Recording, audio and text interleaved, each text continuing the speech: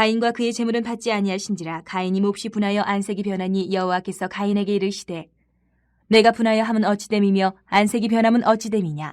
내가 선을 행하면 어찌 낯을 들지 못하겠느냐. 선을 행하지 아니하면 죄가 문에 엎드려 있느니라. 죄가 너를 원하나 너는 죄를 다스릴지니라.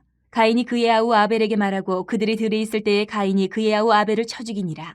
여호와께서 가인에게 이르시되 내 아우 아벨이 어디 있느냐. 그가 이르되 내가 알지 못하나이다. 내가 내 아우를 지키는 자니이까. 이르시되 내가 무엇을 하였느냐. 내 아우의 핏소리가 땅에서부터 내게 호소하느니라.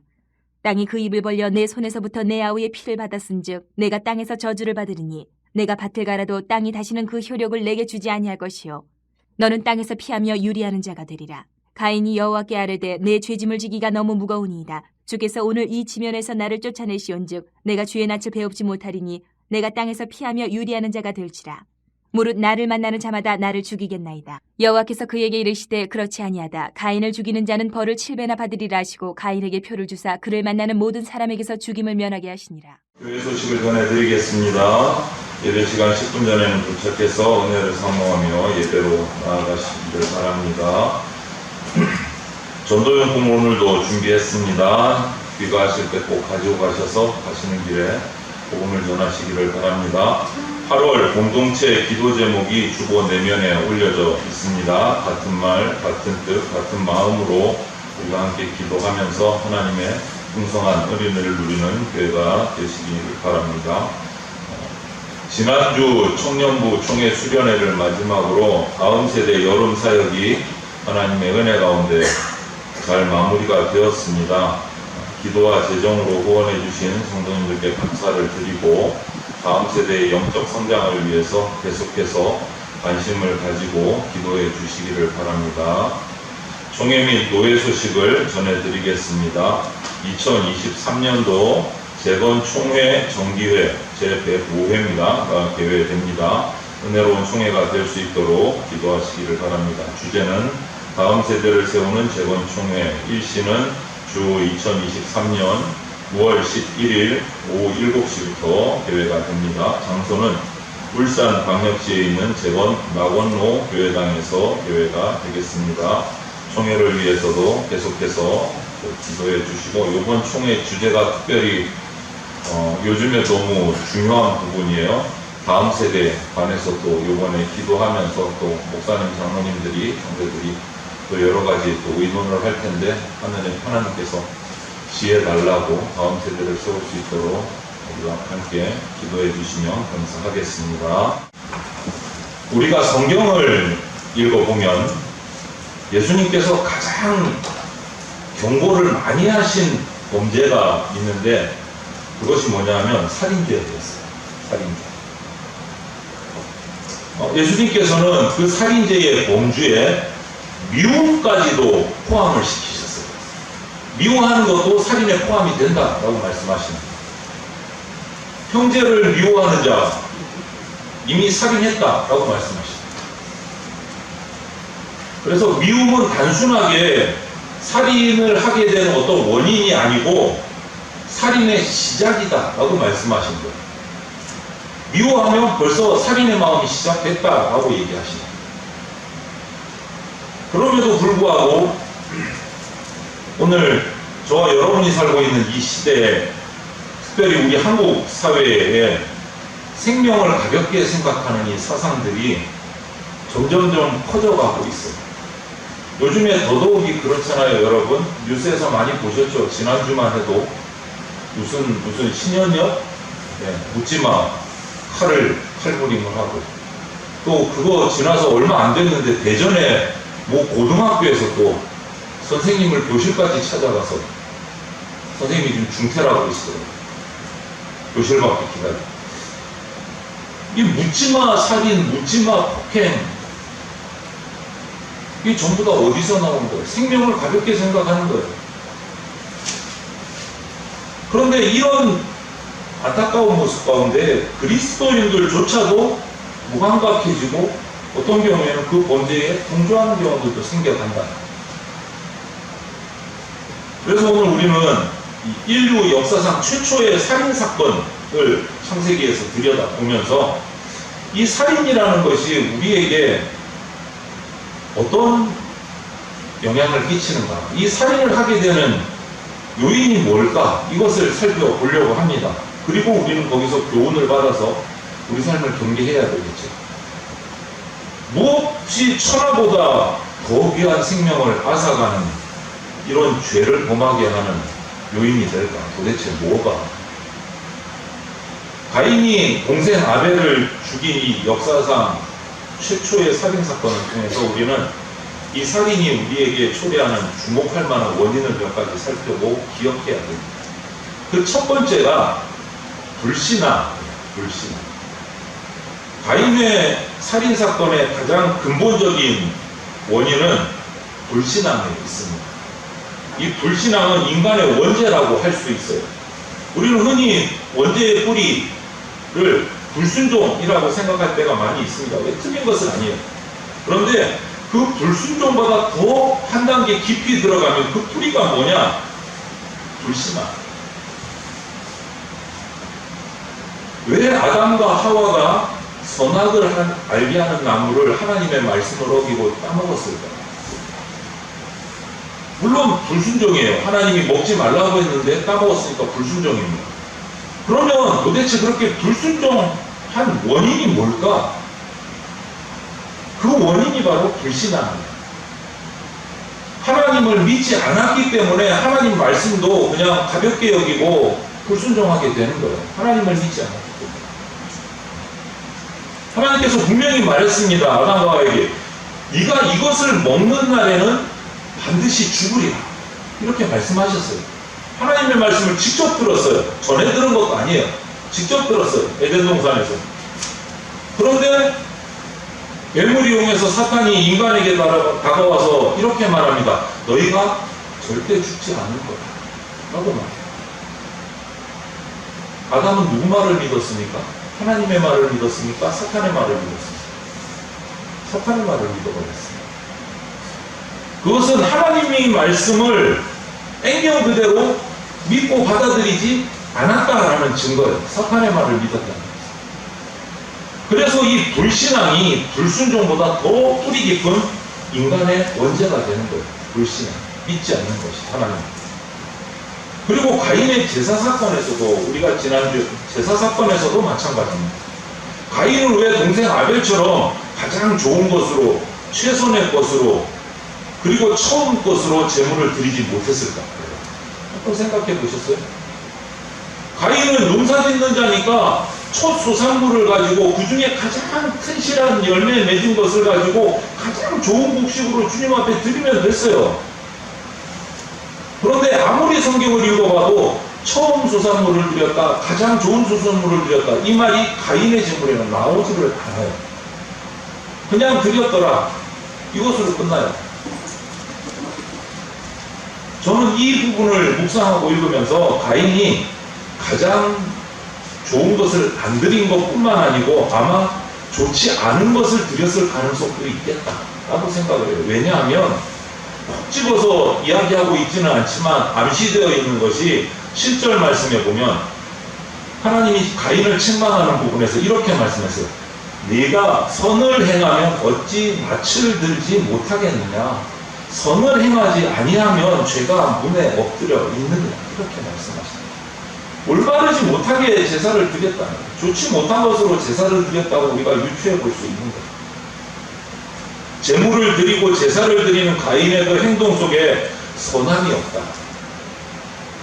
이것을 하나님이 강조하신 것을 보아서 그가 차선의 제물, 가장 좋은 것이 아니라 좋지 않은 제물을 드렸었다. 라고 우리는 유추해 볼 수 있습니다. 그러면 이런 가정을 우리가 받아들이면 그러면 가인은 왜 하나님 앞에 첫 제물 가장 좋은 것 이것을 왜 안 드렸을까? 원인은 간단해요. 하나님에 대한 믿음이 없기 때문에. 이걸 뭐라고 합니까? 불신. 하나님에 대한 믿음이 없기 때문에.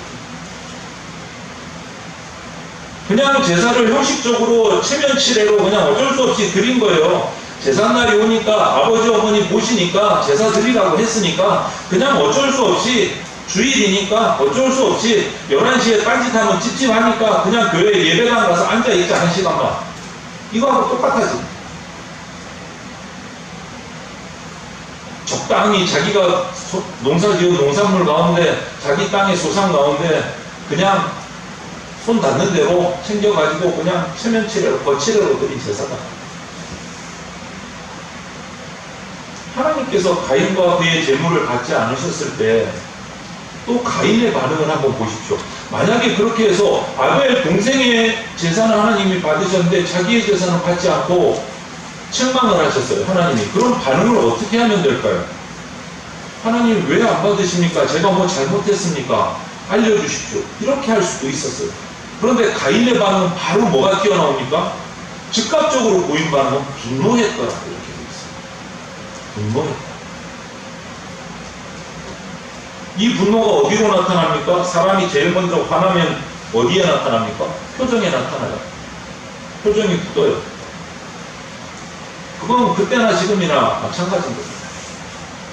이 분노야말로 가인의 그 마음속 깊이 있었던 숨어있던 하나님에 대한 불신앙이 겉으로 나타나는 사건입니다. 우리는 이 가인의 제사 사건을 통해서 보여준 반응에 우리가 주목을 해야 돼요. 분노했다.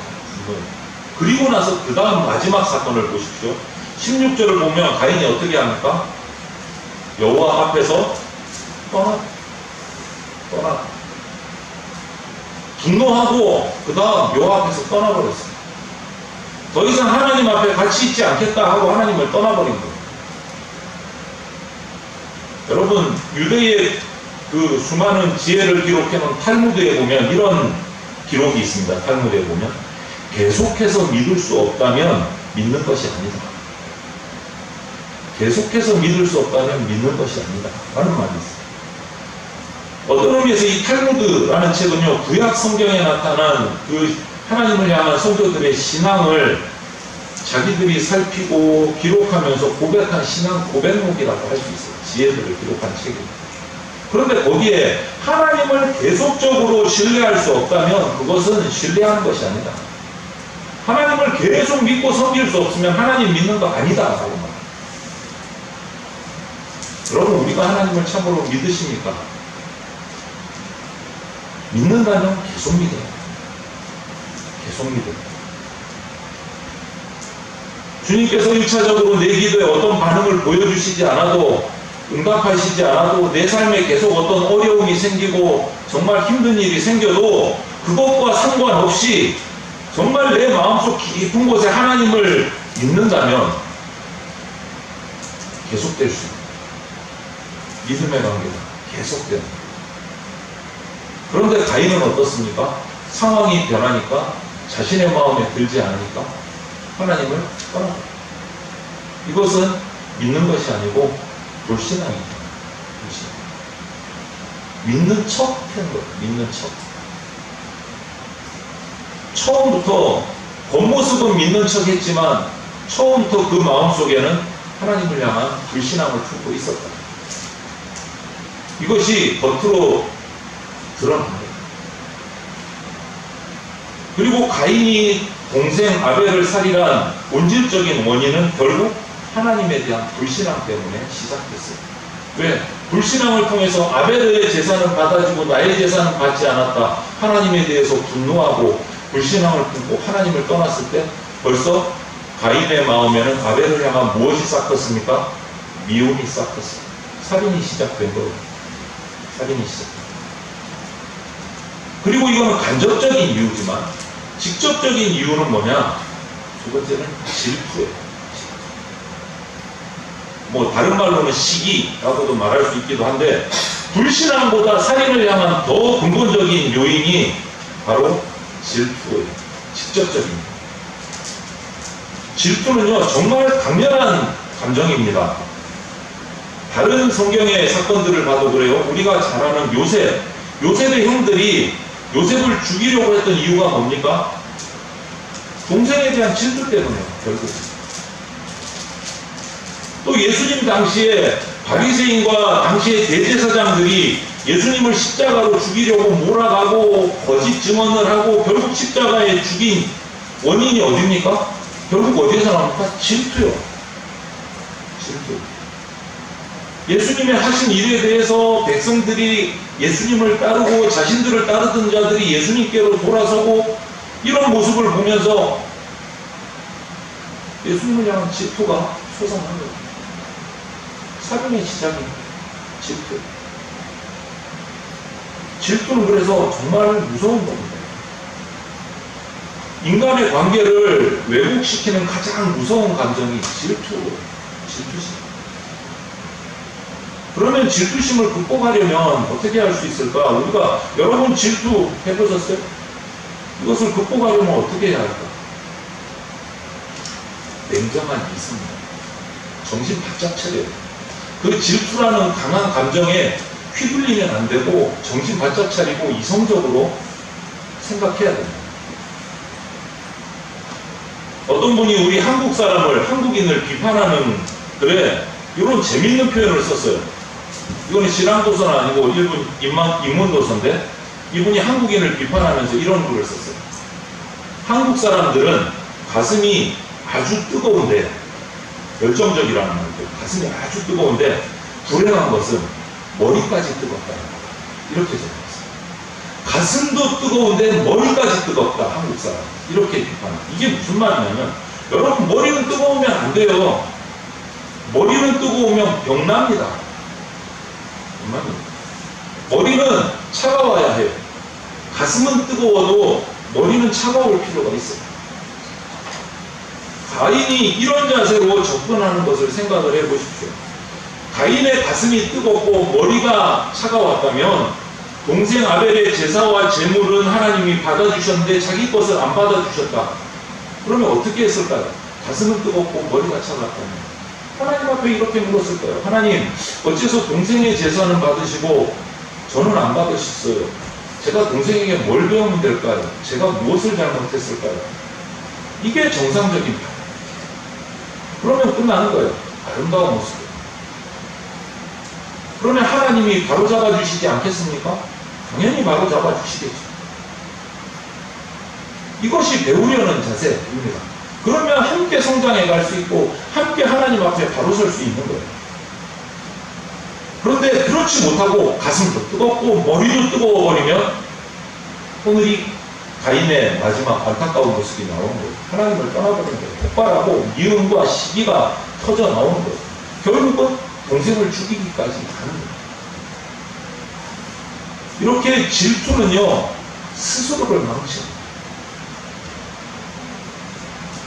그래서 하나님께서 가인이 아벨을 죽이고 나서 가인이 모른 척하고 있으니까 하나님이 가인에게 뭐라고 물으십니까?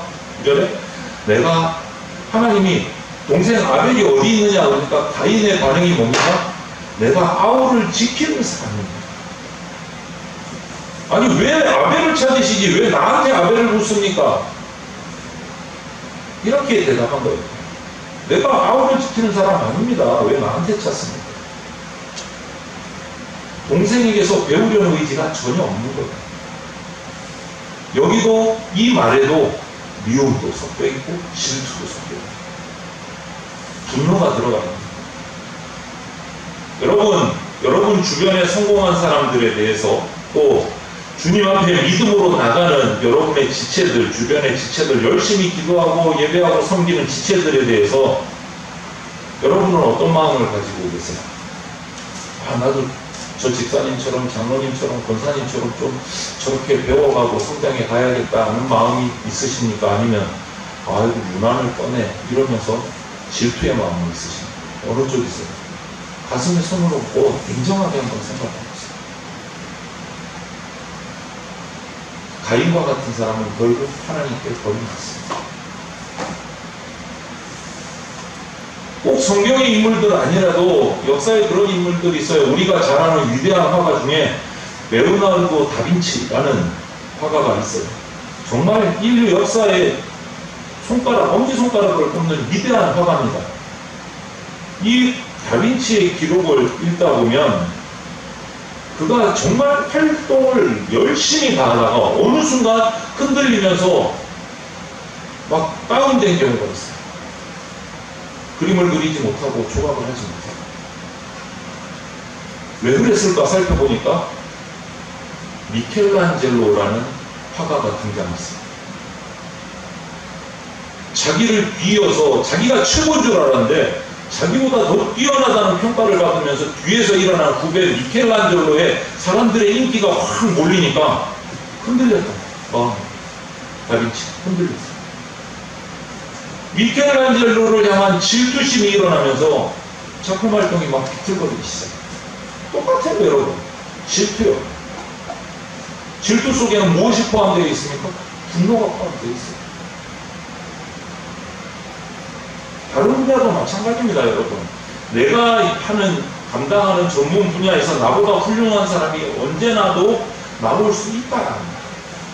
나올 수 있다. 나보다 나은 사람이 어디서 내가 최고지. 이것이 가인의 모습. 그러면 시기 질투가 터져 나와. 하지만 하나님이 또 한 분의 좋은 인재를, 사역자를 세우셨구나. 내가 그를 통해서 또 한번 배워가야지. 이런 자세를 갖춰요. 이게 얼마나 아름답습니까?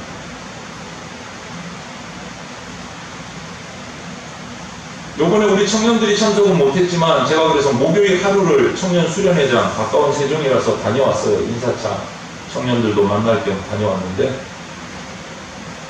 저녁 집회에 찬양팀들, 청년 찬양팀들이 영남도의 마산 창원에 있는 청년 찬양팀이 올라와서 찬양 인도를 하고 기도의 인도하는 모습을 제가 참석하고 보면서 와, 잘한다. 은혜가 된다. 가슴이 울컥하고 뜨거워졌어요.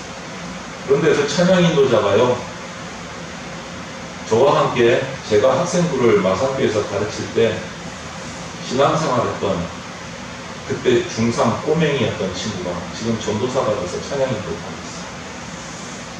통기타를 목사님 저 좀 가르쳐 주세요 해서 통기타를 제가 가르쳐 준 꼬맹이였어요. 그 어린 친구가 이제 신학대학원까지 들어가서 공부를 하면서 찬양팀을 인도하고 리더를 하는데 너무너무 잘하고 은혜가 돼요.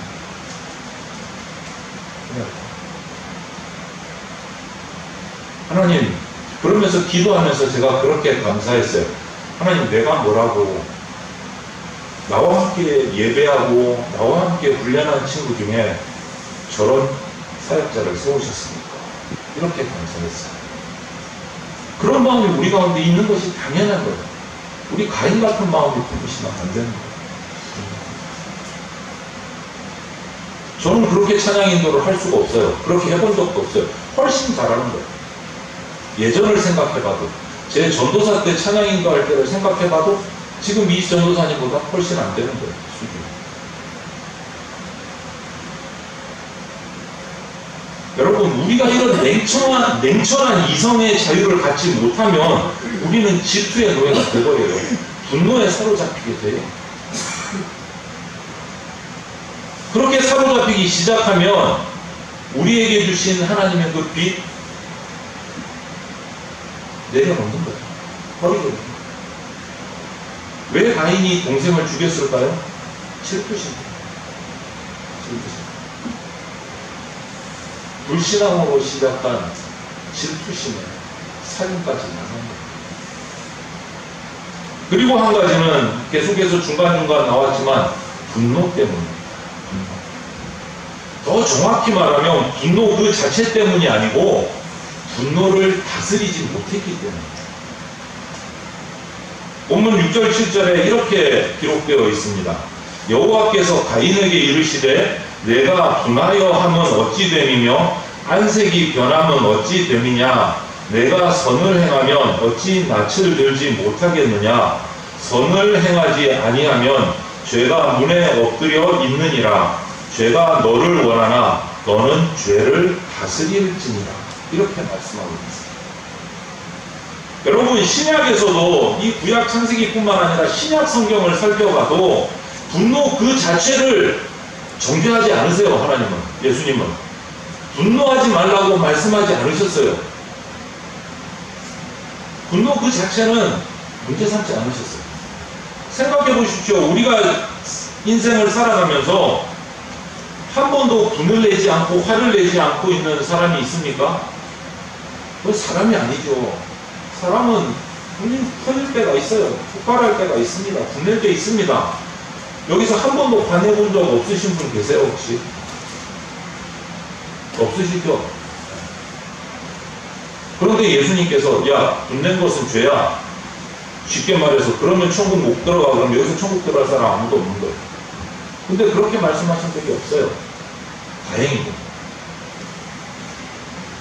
사도 바울은 에베소서 4장 26절에 이렇게 말했어요. 분노를 언제까지 가지고 있으면 안 된다 라고 말씀했느냐. 혹시 알고 계신 분 계십니까? 해질 때까지 가지고 있으면 그날 안에 풀어라는 거예요. 그날 안에 풀어라. 분은 낼 수 있어요. 우리가 죄인이기 때문에. 하지만 그 분을 몇 날 며칠을 몇 년을 품고 살지 말라는 거예요. 그날 안에 해질 때까지 풀어라는 거예요. 화를 낼 수도 있습니다. 그것을 푸는 게 중요해요. 분노를 다스려야 됩니다. 분노를 다스릴 줄 알아요. 그런데 가인은 그 분노를 다스리지 못해서 살인에까지 나아요. 다스리지 못해서. 결국은 이 가인의 분노가 살인을 초래합니다. 창세기 49장 6절에 분노대로 사람을 죽여. 이렇게 기록합니다. 분노대로 사람을 죽여. 살인사건의 배후에는 이런 분노의 감정이 있습니다. 불신앙으로 시작해서 질투로 나갔다가 분노의 감정을 다스리지 못해서 살인합니다.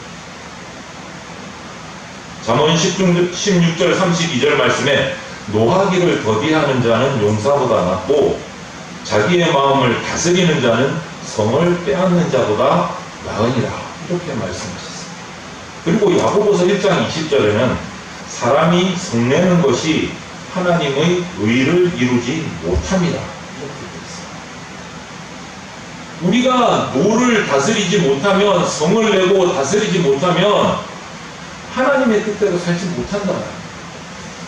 그 분을 다스리지 못한다는 것은 우리 그리스도인들에게 아주 치명적이라는 말이에요. 하나님의 뜻을 지키지 못하니까, 따르지 못하니까. 이 말은 한마디로 쉽게 말하면 뭡니까? 성내 가지고 유익할 게 한 가지도 없다. 한 가지. 분노는 가장 비생산적인 겁니다. 분노는 파괴적인 겁니다. 분노가 유익한 결과를 가져온 경우는 거의 없습니다. 그러면 이렇게 오늘 우리 최초의 살인사건을 통해서 어떤 살인이 어떤 요인 때문에 일어났는가 살폈어요. 처음에는 하나님을 향한 불신앙으로 시작해서 질투로 성장하고 그 다음에 분노로 폭발하고 그것을 다스리지 못해서 살인에까지 이르렀어요. 그러면 우리가 어떻게 이런 살인을 예방하고 사랑으로 확대시킬 수 있을까? 그런 사랑하는 삶을 살아갈 수 있을까? 결론은 이거예요. 성경적인 세계관을 우리가 회복해야 합니다. 생명에 관한, 가장 오늘 서구에 이 세상이 생명 경시사상으로 지금 가득 차간다라고 말씀을 드렸어요. 요즘에 묻지마 살인사건을 예로 들면서 이것을 버리고 성경적인 생명관을 회복해야 된다. 그리스도인 우리부터, 교회부터. 한번 보십시오. 성경은 사람의 생명이 얼마만큼 가치 있다고 했는가? 창세기 9장 6절에서 우리가 살인하지 말아야 할 이유를 역설할 때 이렇게 말합니다. 다른 사람의 피를 흘리면 그 사람의 피도 흘릴 것이니 이는 하나님이 자기 형상대로 사람을 지으시되 뭐라고 말하냐? 하나님의 형상대로 지었다. 하나님의 형상대로 지은 존재다. 여기서부터 시작해요. 생명의 가치를.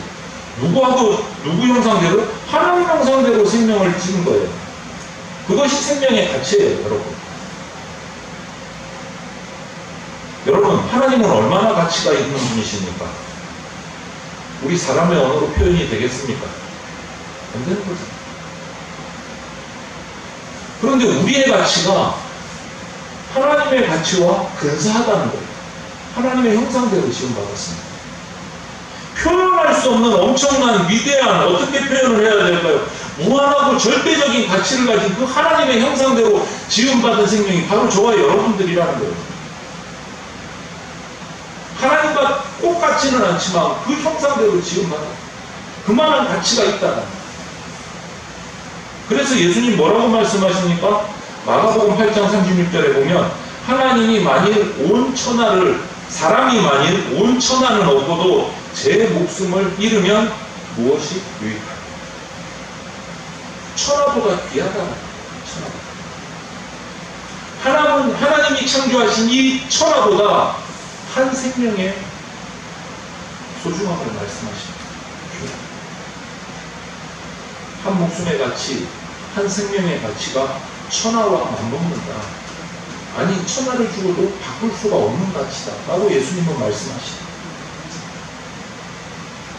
예수님께서 십자가에서 자기의 생명을 주신 이유가 뭡니까?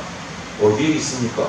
그렇게 하신 이유가 절대 가치, 하나님의 형상대로 지음받은 우리 인간의 생명을 살리시기 위해서 하나님의 아들의 생명을 희생하십니다. 여러분 이 가치를 기억하셔야 돼요. 저와 여러분의 절대적인 생명의 가치를 우리가 기억하고 회복해야 이런 안타까운 모습들이 나타나지 않는다. 가인의 살인으로 시작된 여러 수많은 역사 속에 엄청난 살인사건들이 일어나지 않는다. 성경적인 생명 가치관을 우리가 가져야 합니다. 이와 같은 예수님을 나의 구세주로 주님으로 받아들인 저와 여러분들 그리스도인 성도라면 이제부터 우리에게 가장 중요한 게 뭡니까? 주님의 관점에서 바라봐야 돼요. 하나님의 관점에서 생명을 바라봐야 돼요. 가족도 불신자도 이웃도 바라보고 그들을 위해서 섬기고 그들을 위해서 기도하고 돌봐야 돼요. 그것이 우리의 삶이에요. 생명을 향한 가치예요. 자세예요. 아무리 별 볼 일 없는 사람이라고 해도 그 사람의 가치는 천하보다 귀합니다. 그래서 살인죄가 무서운 거고 예수님이 범죄 중에 가장 많이 경고하신 죄가 살인죄입니다. 그래서 용서받지 못하는 죄는 아니지만 하나님 앞에서 무서운 범죄입니다. 살인죄. 그런데 오늘날 우리 사회가 불행하게도 우리가 태어날 때부터 죽을 때까지 생명을 경시하는 훈련을 받고 있지 않는가 하는 그런 생각들이 들어요. 여러분, 우리나라처럼 낙태가 자유로운 나라가 있을까요? 우리처럼 하나님의 말씀이 들어가서 복음이 전파된 나라 가운데 우리처럼 자유로운 낙태를 하는 나라가 없어요. 얼마나 생명을 쉽게 버리는지 몰라요. 안타깝게도.